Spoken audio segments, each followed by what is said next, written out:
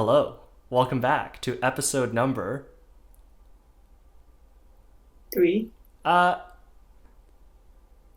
I we run into a problem. I'm recording as many of these as I can over reading break, and I don't know in what order I'm going to post them. Wait, but you posted the first two Yes, in I posted the order. first two in order, but that's because I wanted to get it out so I could get some feedback and stuff like that, right? Interesting. So there's a chance that you're not gonna post this until, I don't know, weeks Okay, I into don't know, Emma. Pick a number between a one and I don't know, like eight or something. Two between 3 and 8 or something. 5. You want to be the fifth episode to be posted? Why not? It's half of 10. Welcome to episode 5 of the podcast, which we are recording out of order. If you haven't put that together, this one's a little bit different. If you haven't noticed, Cassidy's had a bit of a change up in appearance. We've got a new guest in here for today. I'd say new guest. Cassie's technically my co-host. We just haven't had any guests on together yet. This is Emma. Don't worry, we'll have a very long introduction for her. This episode is all about her. She is my roommate. So if we laugh very loud on either side, you may be able to hear us through each other's microphones because we are Pretty much, two yeah. doors and one kitchen away from each other. Yeah. So we've got some other small changes we've got. First of all, love Emma's background. Best background we've had Ah, here thank yet. you. No offense, Cassie. Oh, I can actually see the LED lights changing the color of your wall a little bit. Yay. Yeah. Wow. Haha. Okay. Nice touch. Drinking. You'll notice that between the two of our rooms, hers is much more nicely decorated. I go for practicality personally. I have the soundproofing blanket back again. I think it worked personally. I haven't listened to the audio, side by side, but I feel like it was a little bit better, so we've got that back. But one day the goal is to have my background look as nice as hers. You can buy some of my embroidery stuff. You can She's hang there. showing off her embroidery in 20 pixels in the background over there, and you can't really make out what it is, but I promise you, Actually, in person, it looks really nice. yeah. She's working on Buy my embroidery. stuff. Yeah, when Mm-hmm. when Emma comes back onto the podcast in like 20 episodes or something, she's gonna have like her own online shop. There's gonna be an Instagram. We're gonna plug that all over the place. Buy her embroidery. It's a COVID hobby. Yeah. She's getting quite good at it. Mm-hmm. Thanks. We have a little bit more structure to this episode. Emma did not want to be put on the spot with very vague topics, and she hasn't had 4 or 5 years of experience bantering with me like Cassidy has. So we've prepared a couple more specific questions. It's going to be a little bit more informative, educational this time around. And I hope. I hope. yeah, I hope. I hope. that's the hope. Um, that's the plan. And I think that's it for the intro. I think we're gonna hop into it. I've decided to move the housekeeping updates to the end. We've got some exciting news in store there, but actually, now that I'm thinking about it, it's not gonna make sense because Emma has decided this is going to be the 5th episode to be released. So I should probably put the We, housekeeping we, we can updates still change. and then We can still change it. We can still change it to the third. It's okay. It can be uploaded tonight if we you can don't edit even it know that what well. episode number this is anymore. Welcome to back to the podcast. So let's start it up. Let's start it up. All right. All right. The umbrella discussion that we're going to be having today is about international students. Emma is one of them, and kind of Hello. immigration because she's going through that process right now. So, first thing we're going to do, obviously, it makes most sense for Emma to introduce herself a little bit, especially in the context of being an international student, right? Like, we're maybe on this episode, not looking for your life story, your hobbies, watching anime, favorite foods, stuff like that. Tell us a little bit about Mhm. yourself. What's your story and your journey? How'd you end up in Vancouver? What school, career, stuff like that. All right. That is gonna be a long story. So, my name is Emma. So I'm clearly Zaiyou's roommate. We've known each other for like how many years now? 3 years? Two? No, not that long. Wait, no, 2 years. like a year and a half. You're just making What? numbers up. Are you sure? Wait. No, two, two, 20, two. 2019. Just over 2. 2019. Yeah. Just Just over over 2. two. No. Oh yeah, yeah, yeah, yeah, yeah, yeah, yeah. Yeah, yes, 100%. yes, yes. Not a Hey, discussion. close enough. Close enough. 2, 3 years, all right. Yeah, so I am 25, pretty old compared to you now. Ancient, truly, a And dinosaur. Yeah. wow, Yeah. wow, thanks. Very appreciate that. So I came here to Canada when I was 17. So that about 8 years ago. That's a long time actually when you really think about it. And I came here for high school. So honestly, uh, let's go back to like my family. It's kind of like the background. Yeah, yeah, Why yeah. did I Some choose the context. whole thing? Okay. So I have a cousin that moved to Canada, to Vancouver, BC, about over 10 years ago. Oh, okay. Yeah, Over 10 so years ago. wait, look. No, no, no. Sorry. 10 years. Oh, yeah, yeah, no, no, no. Not Yeah, our yeah. forte. Counting to 10, not a strength of ours. No, I'm totally not How that many good years because ago was I've been it? taking for 8 years. Okay, 15. 15. Pretty, yeah. 15, 15. Okay. Because like, yeah. Yeah, so no. What? I okay, when I was like thinking about my past earlier, I really did not think of how long my cousin has been here. But now I really think about it is when I was young, way younger. So I would have to say about yeah, around 15, 17 years ago. Emma, we're I would going to say. run Yeah. out of time for this episode if you're going to spend the next 54 minutes counting how Okay, many years sorry, ago sorry. your cousin came to Canada. Yeah, so he came here. Basically he came here, got a career here kind of and have a family here. And that is kind of the reason why my mom let me come here Ah, in the okay. first place. It's not even like it's not really about oh should I go to the US or should I go to Australia. Those are kind of really popular destination in Asia for you to Yes. study. Yeah. Yeah, because my mom is a really protective person, Mm-hmm. and she's a single mom, Mm-hmm. and I'm an only child. So Mm. basically, Mm. yeah. All the So factors. Yes. exactly. So for her to decide to let me travel that far from home is honestly a big decision for Yeah. her. And only because my cousin is already here. That's Yes. why she actually let me to go. Question. Even yes, yes. Question. You say that the way you word it is that that's kind of the only reason she let you go, which I completely understand, right? Already having family Mhm. members there like that, soothes any Asian parent a little bit, any parent a little bit. But that kind of implies that it was still your desire to move here, right? You were the one trying to tell her, hey, I want to move out to Canada, Vancouver, whatever. Why here in particular? Why move out of your country at all? Oh man, I'm gonna expose my mom here, and I hope she doesn't Oh, really understand. okay. Uh, It's well, okay. That's a hard word. Sorry, that's a we have wrong choice of editing word. But it, capabilities. yes, it's well, it's more like because because she's so overprotective for Ah, me as a kid growing up, and like I think a lot of people can relate to this mhm. as being like growing up in an Asian household. Your parents just like kind of do a lot of things for you and try to protect you from a lot of things from outside of your control, kind of that, Mhm. something like that.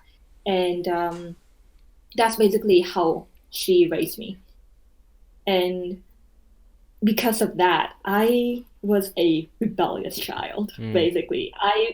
She has so many rules for me to mm, follow that every single time she gave a rule, I want to like go against it. I yes. would kind of secretly do it behind her back, something kind of thing like that. And then I hated it as well. That's why I kind of want my freedom. I want to be outside of her control. Makes It sense. back then it that's what I felt back then. Now Mm, I do understand why she did what she did, but back then like a 16, 17-year-old kid, that's all I wanted. Like I just want to be by myself yeah. and like do whatever I want. Did the opposite of And whatever she yes, wants. Yeah.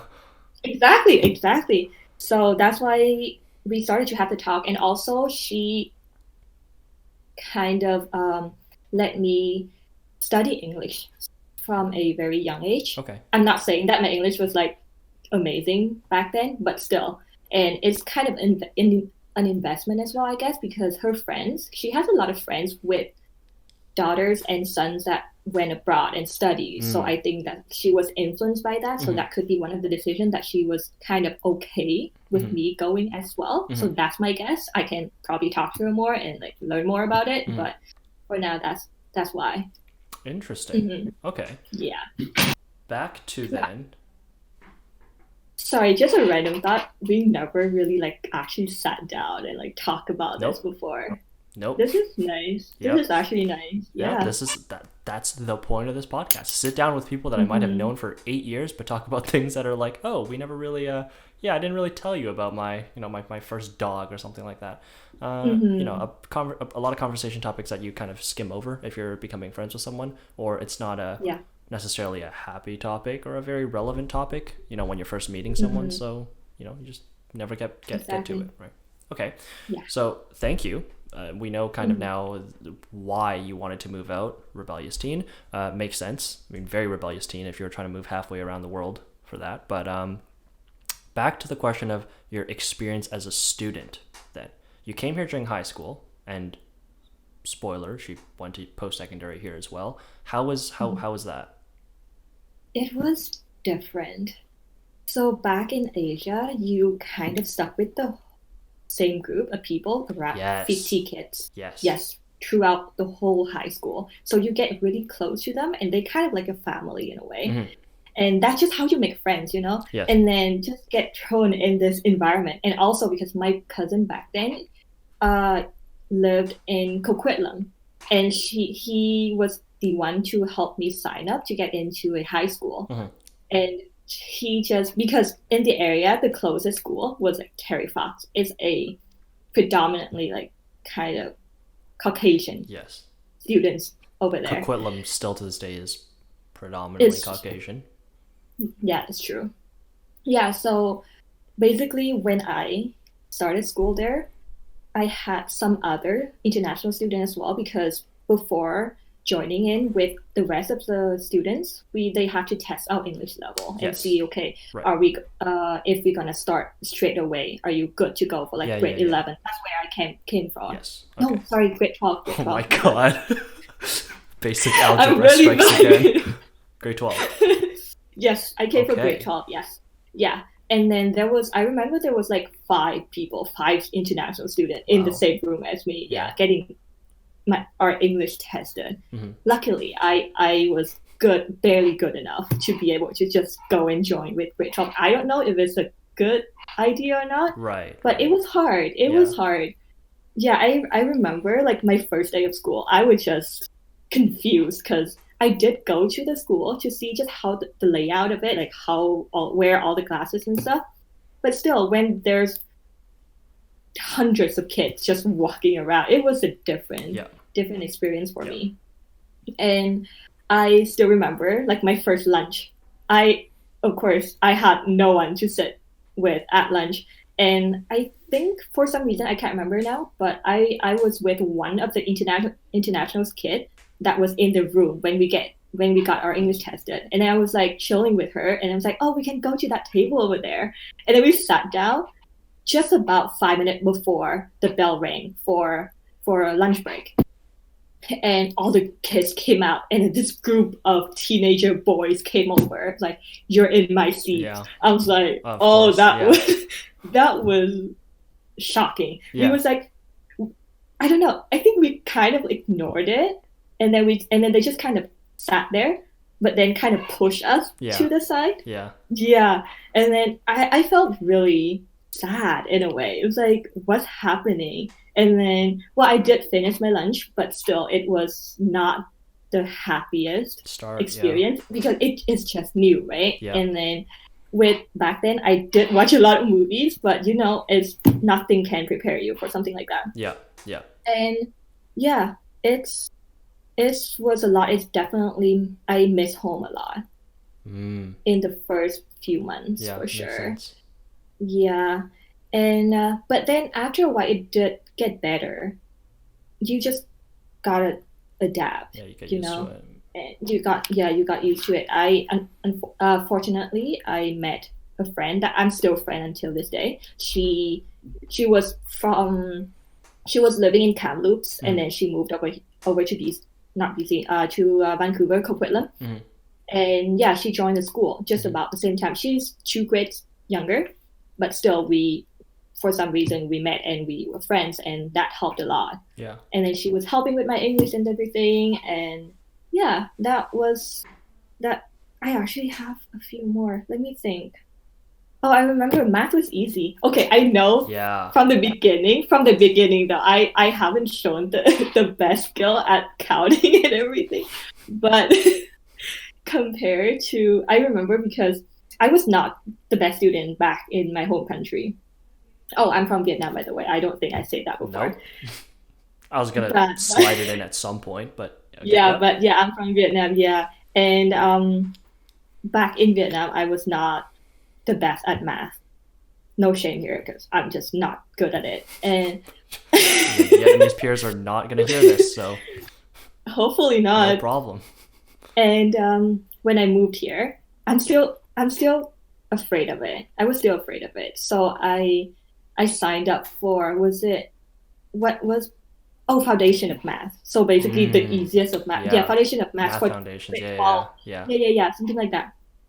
And I remember was like looking through it and was like, wait, hold up. This is my grade 7 Yeah. level kind of Yeah, I was math. gonna say there's no way coming from like any Asian country that foundations of math 12 is the correct level, but Yeah, better I safe should than have sorry, signed maybe. up for calculus, but I got A for it. So, easy I'm sure. peasy. Okay. I should have. All right. Yeah, yeah. Before we get into university, which I think is probably going to be a Hmm. substantial topic, I'll comment a little bit on the whole your comment on how in Asian countries you kind of stick with the same group all the way throughout. Hmm. Um, good that you finally mentioned that you're from Vietnam because I was going to say we have in some ways similar, in some ways different experiences. Obviously, I immigrated here when I was much younger. I was 3 years old. I came to Canada, and I'm originally from China. I've been back a couple times, and then I have like a cousin who's tons of extended family, but one cousin that I'm closer with who is around my age, and I've kind of at different points in time visited his school, his high school, not his university. I haven't been back in a couple of years. But a sentiment that my parents kind of echoed as well was that you stick with the same cohort of 30, 40, 50 students all the way throughout your Hmm. education, right? Yes, there are people who move, they change schools and stuff like that. But for the most part, that's where the idea of your class comes from, right? Like, Hmm. like when I talk about my class, I mean one individual class. I had this guy in my science class in grade 11 or something like that, right?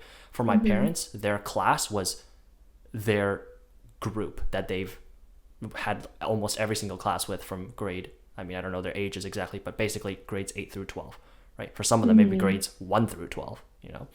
Hmm. So yeah, I can imagine how different that would have been coming here, and it's kind of like fending for yourself, right? Everyone for themselves. Every class you got to find different friends because you might not have Oh the yeah. same people, especially in high school. Canada maybe not as stereotypical American high school with people getting shoved in lockers and stuff like that, but still quite different from an Eastern secondary school environment. Hmm. Okay, Yeah, for sure. so university. Now, since we've never actually sat down and talked about this, I'm very curious as to how the application process was like. I don't want to focus on that. I obviously want to focus on your experience, like as Of a course. university student. But I'm just kind of curious if you want Hmm. to address that really quickly. How's the application like process like? If you came here in grade 12, that's when everyone here is stressing out about getting into their universities. You had to adapt to high school, and then in the same year, like do all your uni apps. Yeah, pretty much. Yeah. Okay, there you have it. Yeah, actually. Also, it was kind of a bad time for me as well because like since I came here to study, I did not have a choice Hmm. of taking a gap year, which I Hmm. honestly think it would have benefit Right. me like a great deal. Yeah. But oh well, it happened and I just kind of had to make my decision Hmm. at almost at the end, well, kind of beginning of grade 12 when I got there, still struggling getting into this, getting used to the environment. Hmm. So very much like you guys, I did all of my grade 12, whatever. I just came and met with a counselor, and then they guided me through the process. Like, okay, so you need this, and because you need, what's it word, like planning 10 in grade 10, Yeah, you something like need that. planning time. Yeah. I went, I'm like grade 12 student, just Yeah, walked in and yeah, you have to go blend in back and with take all the planning grade 10. 10, yeah, Yeah. that. And then was it social history or something? Grade 11, some kind, Yeah, you something need history like that. a socials class from a Yeah, grade 11 level like socials class. yeah, Yeah. exactly. And something with volunteer hours, Sure. something like that. I had to have 30 hours Yeah. of volunteering. Doesn't matter where. It's just one of the things for me to graduate. So Yeah. that's what I did. And then for applications, I applied. I believe. It's been a while. I believe I applied quite the same like you guys. I don't remember. Hmm.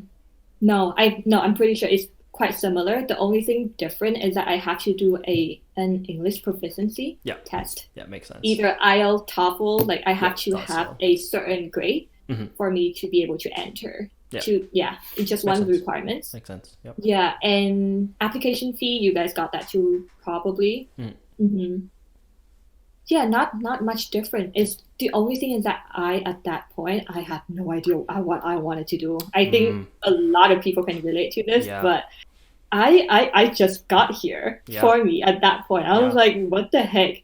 Because the whole time being in Vietnam, it's really about you just study Yeah. and there's no Yeah. purpose Yeah. in a way. It's sad that in high school it's kind of divided into in back in Asia or in Vietnam in particular, it's divided into four different categories. Basically, one group that is specialized in English, literature, and math.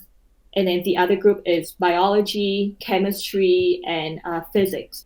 And I was group one, basically English, literature, and math. So that's literally what I studied. That's the only thing because Mm. you needed those classes for you have to study well in those, take the test, and then enroll in university back then. Mhm. And that's what you were doing in high school. That's the main three that you Yeah. were studying. Yeah. Yeah.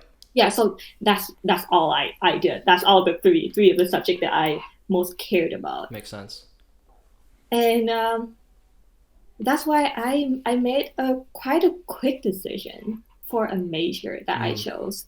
It literally based on one interaction. It's kind of embarrassing in a way, but I don't know. Based in one of the interactions I had with one of my cousin's co-worker's kid. I think I kind of babysat her for like a day, Mhm. and I did well. I at that point I thought I did well. Oh, and also one of the volunteering hours that I had to go to elementary school, and then I just helped them with Kids. school and stuff, and kids, basically kids, Yeah. kids involved kids, and I kind of enjoyed it, I guess, and then I did a well enough job at that point for me to think that I think I'm gonna go for it. I'm just gonna go for it. I have no choice. I really did not have a choice. I have to choose something. Mhm. So I went into education. Mhm. I wanted to be an elementary teacher, Mhm.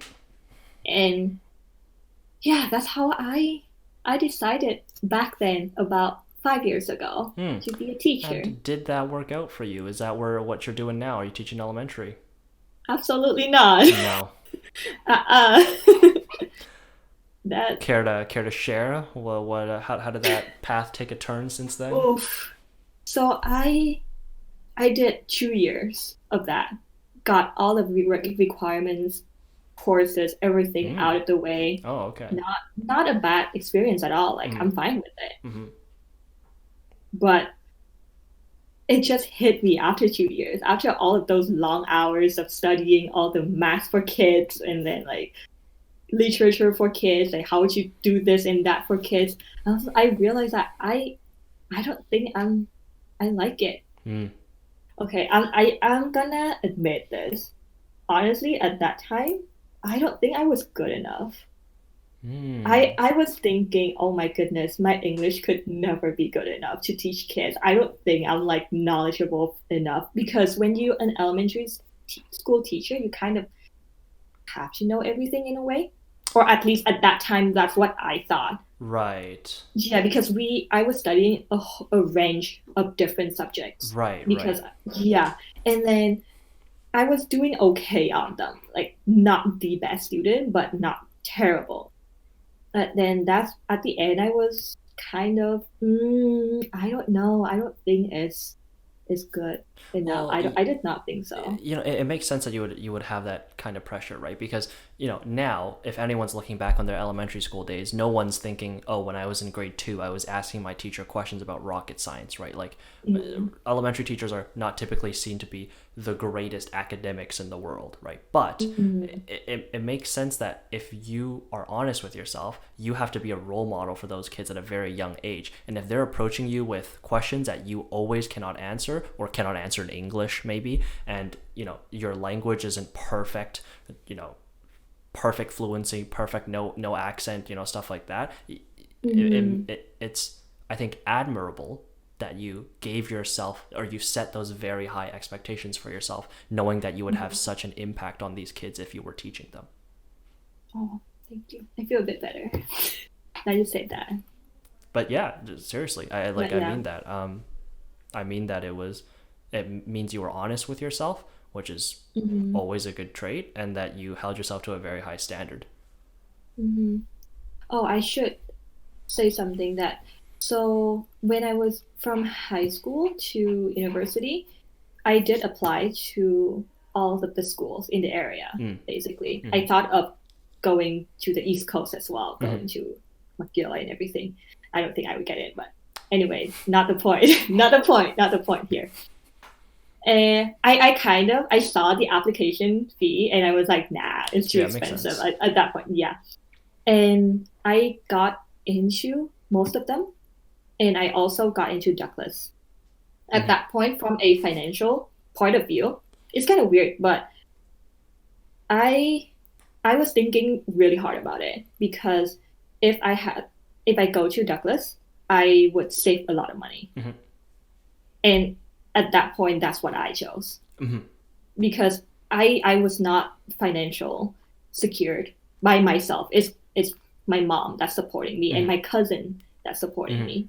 So that point I'm trying my best to not making my mom spend way too much money and then I'm trying to still get education, right? Yeah.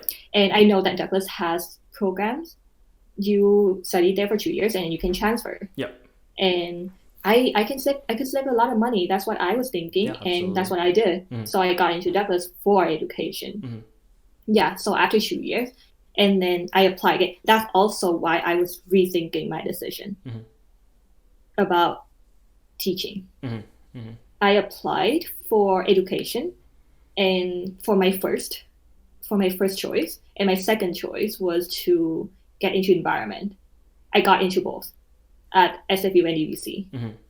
And again, I have another decision to make, UBC or SFU. Mm-hmm. I love UBC. Oh my goodness, the first moment I stepped foot onto UBC land, I don't know. Hey, are you a UBC student? But I'm not. That's why I'm like, when I stepped foot on the land, I loved it. Nice I campus. really, really did. It's a pretty Beautiful campus.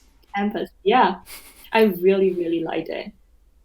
But again, money. It's is quite a bit of money Yes, compared to SFU. I'm paying it. Yeah. Yeah. So for me, again, that's why I chose SFU, which is Interesting. great. I love SFU after a year. Okay, interesting. Yeah. Um, Yeah. I think it also makes sense that if you had already moved here from Vietnam, for you, name value, that's not exactly your biggest concern. It's not like you grew up here and you were subject to the stereotypes of what's a better university, what's a worse university, and what other people are saying. If you didn't have a Hmm. ton of friends that were like, oh, we're all going to UBC or we're all going to SFU, for you, it makes Exactly. sense, right? Hmm. Financial decision, whatever takes less money but gives me approximately the same education. Of course, I'm going for that, right? Yeah, Hmm. that makes a lot of sense. Yeah. So yeah. How how was your experience at SFU? So let's recap the story. Come here in high school last year, Hmm. in your grade 12 year. have to kind of adapt to the environment, culture shock, yada yada. Apply for university or a bunch of post-secondary institutes all over the place. Decide to go for Douglas for education. Stayed there for 2 years. Did fine and completed most, if not all of like the program there for education, and then decided this was not really what I want to do. Got into environment. It's GES, right? GIS. GI. Oh no, yeah, GES is your major, right? Global environment systems. Yeah, GES at SFU, and whatever the counterpart in UBC was, and then you went to the GES program at SFU. How was your experience there? What were you like almost accustomed at that point? Like, is it pointless for me to ask you what is your experience like as an international student at that point? Have you already kind of assimilated into the local culture? Good question. So when I was in Douglas, probably that's when I kind of got used to the university life, when I actually got more friends and more open up. I was able to open up to people more and better. And when I transferred to SFU, at that point, I think I was confident enough for me to make friends and stuff. But back when I was in Douglas, the classrooms was way smaller. Right. And I was, yes. all classes, it was actually quite easy to make friends in a way. Because you just have a small class of, I don't know, 20, 30 people, just like when you go to upper division in university. That's just smaller classrooms. And I think my experience are a little bit better in friend-wise, like making friends aspect, because I'm able to talk to people a bit easier. And as in when I went to SFU, it's huge classroom with a whole bunch of people that I don't know if I care enough to talk to. But I was lucky enough to got myself into a group of friends because we met each other through when we went to the what did you call it, breakout day or something like that, like just the first day for all students that just joined. Well, it's called Imagine Day at UBC, but yeah, it's your orientation first day of school. Like, you know, every educational institute has their clubs day or kind of like that party for first year's day, you know, kind of thing. And it was divided into different faculty. And I got into and I got in a group for with environment. Exactly. And then that's where I met my friends there, which I'm still friends to this day. I just graduated 2 years ago. Okay. Yeah. All right. So interesting. So at that point, you were already pretty used to kind of the environment. You know, it was changing schools again, and, you know, having to make some new friends and stuff like that. But you didn't really feel like it was an international student experience anymore. Like you weren't really seeing yourself as like, oh, I'm an outsider trying to kind of fit in here. You'd already been here for 3-ish years, and you were pretty used at that to point. Local environment. Exactly. Interesting. Okay. Huh. I probably want to touch into something. Maybe if you do have friends that are international students, they can relate to this as well. That when you're in Asia, you're always surrounded by people. Like just constantly, not like your friends, your parents, your relative. It's just a big family kind of thing. And whatever you do, you go outside of your house. You would go to, like, for example, a bookstore. Your friends would go with you, or like a coffee shop. You would go there and talk to your friends. That's just kind of the environment there, just how it works. And coming here, I have to do a lot of those things by myself. It was an interesting experience at first because I'm not used to it. Because back when I was 17, 18, I didn't have much choice because I didn't have that many friends back then. Now it's different, but back then I had like 1 or 2 friends that really I consider really good friends that I would go out with them, hang out. And it's not like they always available 24/7, right? And when I really have to do something, I would need to do it by myself. Yeah. At first, it was nerve-wracking, I would say. It's scary. Yeah. And I did not consider my English was that good, and I was shy as well. Yeah. I was way more shy compared to now. Yeah. And for me to go into a bookstore and buy a book and then just go to the counter. And the the first month when I was here, I did not understand a thing whatever they were saying. They were telling me about selling stuff, and I was just like, yeah, okay. Yeah. Uh, I had absolutely no idea what they were talking about because Okay. for me that was so quick. It was super quick at that time, Yeah. and yeah, I just kind of had to get used to it. It was lonely, Yeah. but it's I get it's gonna pass. But yeah, it was for a It while. got you I had to ready. get used to it. Definitely got you ready for the last year of Mm-hmm. staying indoors by yourself and not having any social interaction. Mm-hmm. Silver linings. Yay. uh, Okay. So I think part of the reason I'm going to go on a small tangent, give Emma some time to breathe and drink water. This is by far the most anyone else has talked. Um, I'll go on a small tangent and say that part of the reason I wanted to have Emma on here and not talk about anime, which is, I'm sure, something that she would absolutely love to come back and talk about for another hour, is a lot of my friends now in university at UBC, or even before, when I heard the word international student, I always thought for university, international student for university. Now, obviously, I knew one or two people that had moved or immigrated, emigrated, whatever, when they were younger in elementary school, in high school, stuff like that. I've seen people come and go from my high school, right? But typically, the word international student in my head always meant someone who came specifically for post secondary education. And that, although I'm challenging my own perceptions now, usually brought forth a very specific mental image. It was usually people who were, I won't say not independent, because you need a certain level of independence to obviously go abroad and be away from your parents, but financially, very often they're supported by their parents. Obviously, international tuition fees are atrocious, truly, especially at UBC, Jesus. And a lot of them, I'm not going to say most or give any percentages, but I know personally a lot of them kind of stay on campus the entire first year, entire second year, maybe the entirety of their undergrad degree. Don't go out a ton, make friends, but sometimes their friend groups are other international students and they don't quite reach out into the local culture. And it makes sense why they would do that. It's kind of with it, sticking within their comfort zone, especially if you don't know if they want to go back to their country for work after they graduate or something like that. But part of what I found interesting about Emma's kind of path is that you came here during high school. So by the time you got into university, you were no longer like an international student in terms of how you feel anymore, right? Maybe the paperwork still says that, but you had to very quickly make that transition and be assimilated into like the Western culture in order to survive university. Right? And obviously, you're very independent. You had to be. When you came here, you weren't. There was no dorm to live on, or live in rather, for high school. Accommodation you had to take care of, not necessarily by yourself. Obviously, a very good support system, but you were by yourself in the sense that you're away from your parents. And then application stuff like that, you kind of had to maneuver that with without myself.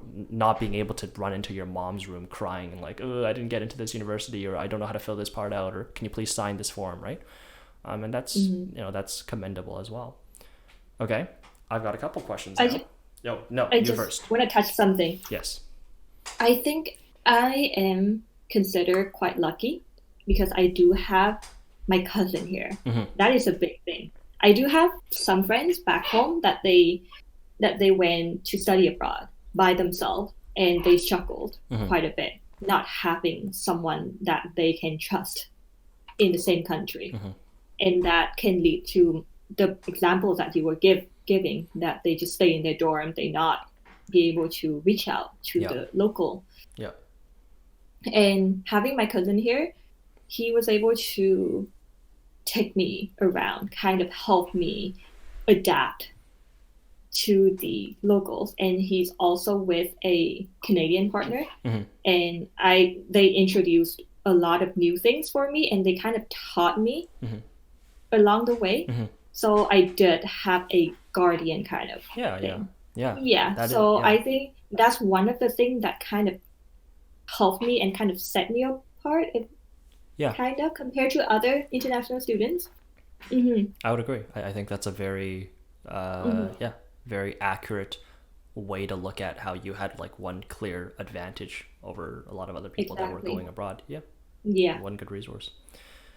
So I've got a couple questions for you.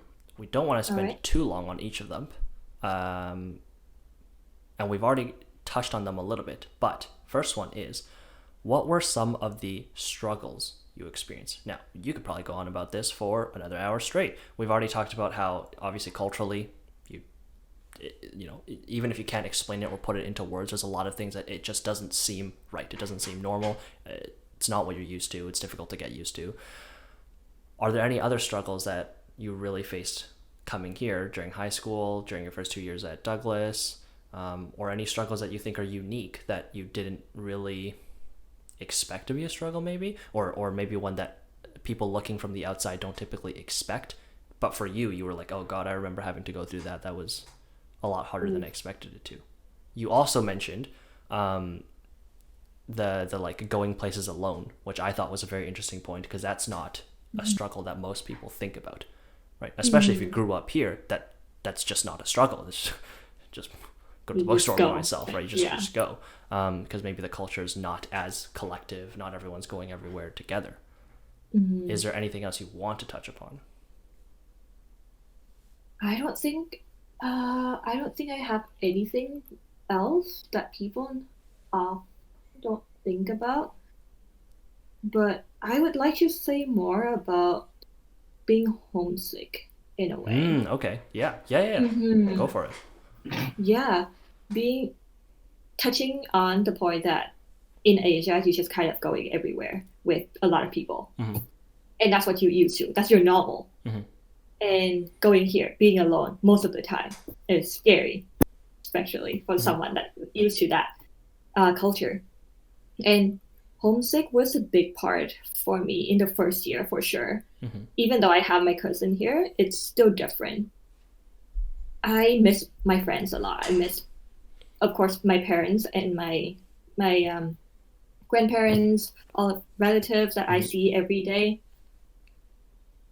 What how I coped with it? Probably just Skype and FaceTime. Mm-hmm.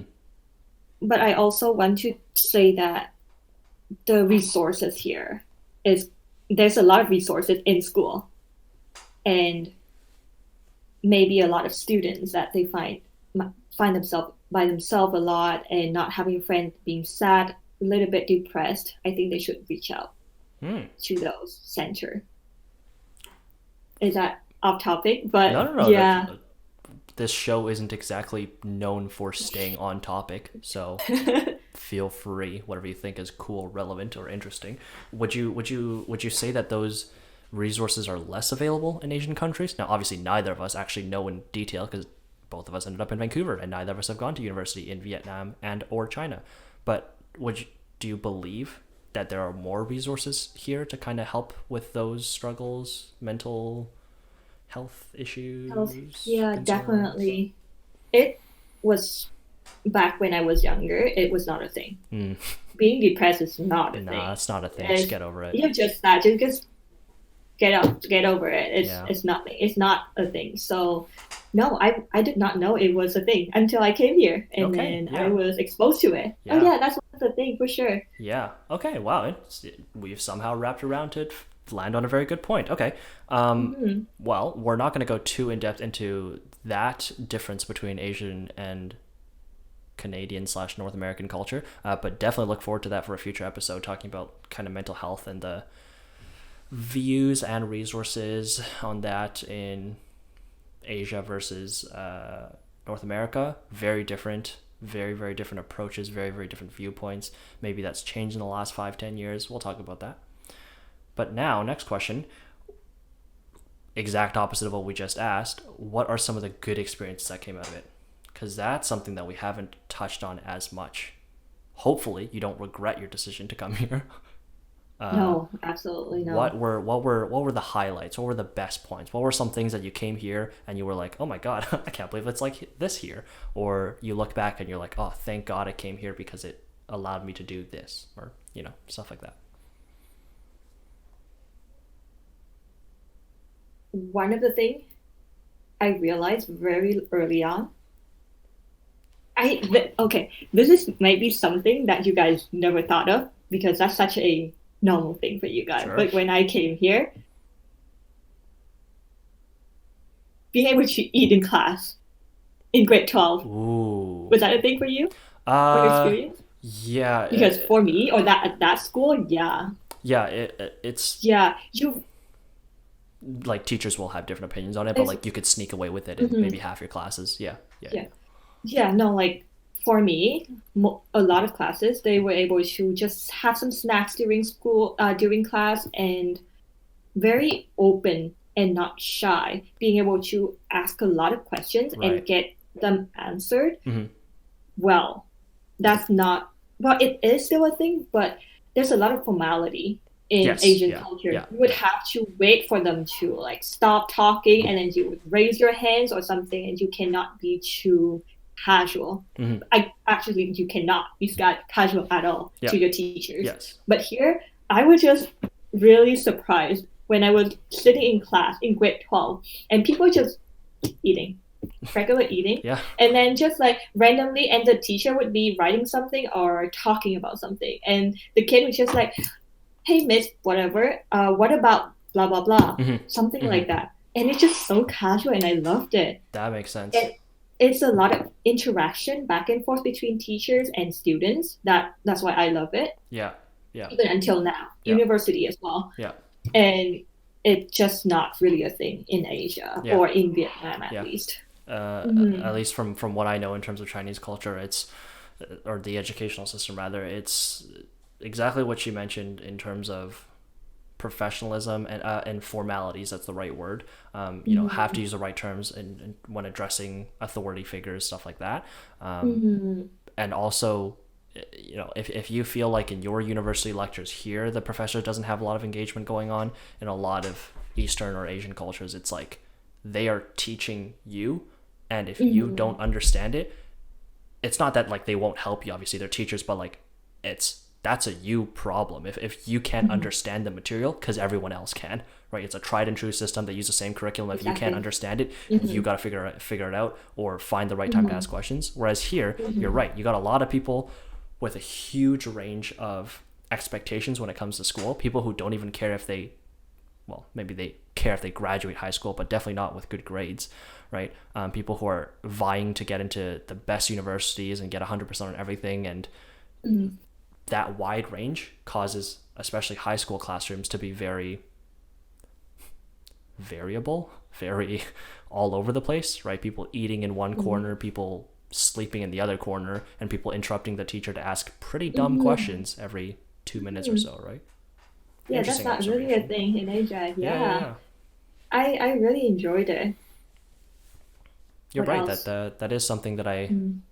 wouldn't have thought about, but can definitely see now that you've seen it. Like it doesn't seem surprising to me either. I just maybe never thought about it. Mm. Just how available everything is Mm. in school Hmm. in general. Hmm. Is you have different clubs. You have Yeah. we don't really have clubs Uh, in high yeah. school. In high school, I'm Yeah. not too sure about university because clearly I was not there for Yeah. university. Yeah. That's why I've been like talking a lot about high school experience Makes because that's sense. what I can try. I can be able to compare. Yeah, yeah, yeah. Yeah. Yeah, clubs like in China, I would be just wrong if I tried to make sweeping generalizations as to like how Mhm. things were. But definitely from what I've heard from my family, cousins and stuff like that, it's school is like predominantly you're there for education, right? So anything else that you're doing, if you're playing some instruments, if you're like doing, playing sports and stuff, yeah, of course people do. They play basketball after school with their friends and stuff, but it's like considered a luxury. It's not part of like the school Yeah, experience. You're there yeah. to learn, and then anything you do, you can do it on school grounds afterwards, but like that's you and your friends chilling out, right? Whereas here, it's really viewed as an integral part of like the system, right? You have to Mm, take PE, right? A lot of teachers, they force you, they call on you to participate in class, stuff like that. The environment yeah. is very, very different. Oh, and I remember I was able to take guitar classes Mm, in high school in grade 12. I was amazed. I loved it as well. yeah. Because I did have to pay separately back home to learn it. Hmm. And I came here and just like one of the classes that I can just use and use it great for Yeah, yeah, yeah, university. yeah, yeah. Yeah, it's so cool. Very cool. I think Hmm. we might want to move into our final topic of the day, which is Hmm. Emma's wonderful suggestion of keeping the tips at the end of the video theme going. Advice for people wanting to move away. We'll I, narrow this down specifically to predominantly people who want to move away out of their country and away from their parents, because that's obviously what Emma has expertise with. I moved away from my family, but they live about 5 blocks down the road. I am, financially independent, but not quite the same level as, Emma over here, whose mother is in Vietnam, and that's significantly farther than my mom, who is 5 blocks down the road. Emma, yes. give it to us. What's some advice you would give to people who are looking to move away, become international students, high school or university, or that have already come here and are kind of struggling in their environment and facing some of the same issues that you did 5 million years ago because you're a dinosaur. Oh, wow. Well, let's talk about those people that in the process Okay. preparing to be going far away from their family. Hmm. I would say you just have to be mentally prepared. Uh, I know that saying is easier said than done because no amount of preparing Hmm. can like get you prepare you for whatever is coming. But having a general idea of where you're going, where you're staying, what you kind of have a general idea of what you want to study at least, Hmm. because I did not. That kind of like I Mm. was a bit wonky about it, Right. which I was really not prepared about that part because all I wanted to at that point was to get out, Yeah. unfortunately. But yeah, definitely be prepared. I think I can take what Emma said and phrase it really a little bit differently. Two things that, correct me if I'm wrong, that she wanted to get at. Number one, in terms of mental preparation, obviously it's easier said than done to just be mentally prepared because you're never going to be fully mentally prepared. Oh geez, stumbling over my words now, for things like culture shock. But what you can do is be mentally prepare yourself to be flexible and adaptable to the situation, rather than try and mentally prepare yourself for every possible situation and every possible circumstance, every possible scenario, right? Because you can't account for every single thing that'll happen once you move out of your country, but you can try Hmm. to steel your mind and think, okay, I'm going to face some challenges, but I'm going to overcome them. Hmm. Another thing that you mentioned, what was it? Oh, I had a really good way of wording it, but now I've forgotten in the last 20 seconds how I wanted to word it. It was, We can come back to it. what was the second thing that you just mentioned? That to be prepared when it comes to where you're Oh, staying. yes. The kind of logistics. Um, Having a drive to leave wherever you are right now and go to a different country may be a good enough motivation, but any motivation without looking into the logistics is probably not going to go well, right? Mm-mm. Being passionate about leaving and kind of going out on your own, discovering the world, going into a new environment, and just experiencing a new culture is a fantastic Hmm. starting point. But definitely look into some of the specifics as well. Otherwise, you're not going to get to enjoy the culture if you're stuck trying to pay your bills and figure out the transit system and stuff like that, right? Yeah, Would should that be be a good prepared for be financials? financially Yeah, secured yeah, in yeah, a way, yeah. at least to a certain extent. Yeah. Sure. I think financial security, it's Hmm. many would say it's the baseline. Without financial freedom, you That's true. literally monetarily cannot do anything because you can't pay for anything or afford Hmm. anything. So if you're dream is to move to a different country for university and enjoy European culture, or move from Asia to North America and just see what it's like. For sure, have your financials set, because God knows a global pandemic might hit and things might go down the drain, and you have to find a way to pay your bills. Okay. Mm-hmm. Want to maybe give us one more nugget of wisdom, if you got one line around? Try a lot of different things. Be able to get out of your comfort zone and just do it.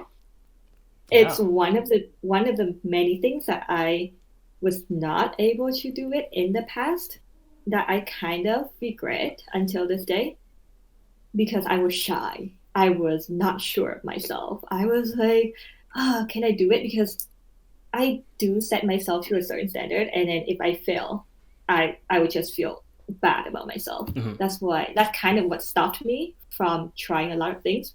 But you gotta get out of that mindset. You just gotta just do it. What's the worst thing can happen? What, like, you can go back to your country. That's probably the worst thing. But is it though? Because you're gonna be back with your family, your friends again.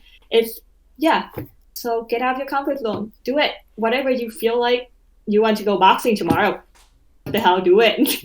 Okay. I actually really, really like that, because if you think about it, moving to a different country, for most people, it's I want to experience something new, right? And if you're going to a different country with the intent of experiencing something new and then doing everything exactly like you did back in your home country out of habit, what's the point, right? If you're coming from China to Vancouver, this is a call out for my parents, and you choose to get Chinese food every single day because that's what you're used to,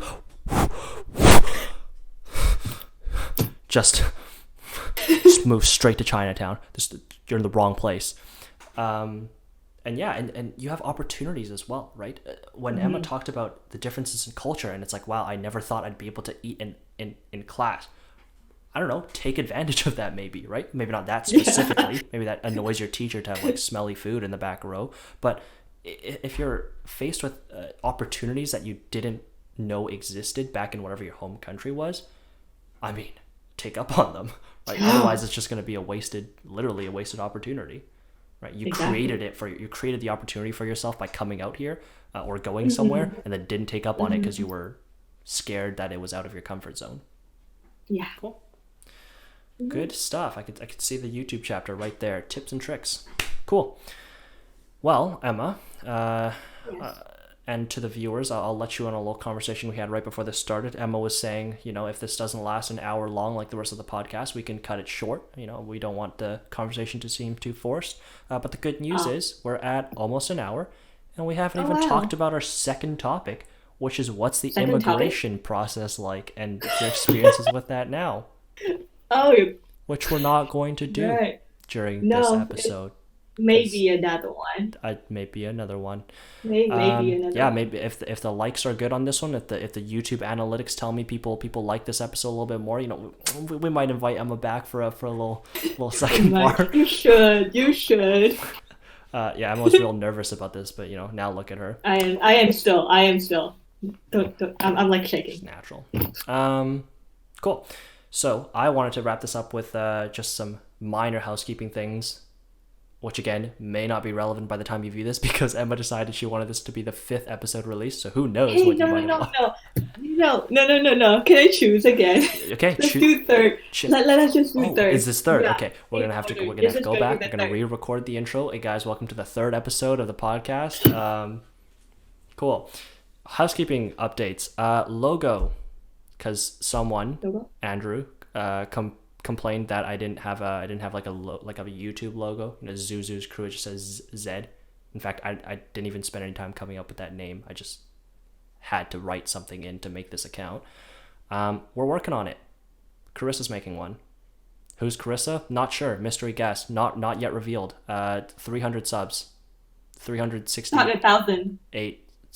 We're just making numbers up. We'll reveal her at some point. She's making a logo for us. It's a stylized picture of me. I don't think it looks like me, but she disagrees, so we're going to use it. Hey, it does. Have you seen it? I saw it. Oh, well, it's been settled. Maybe it'll be up by the time I saw it. You guys I are think watching it looks this. like you. I have been outvoted, so we're going to use it. Second big update.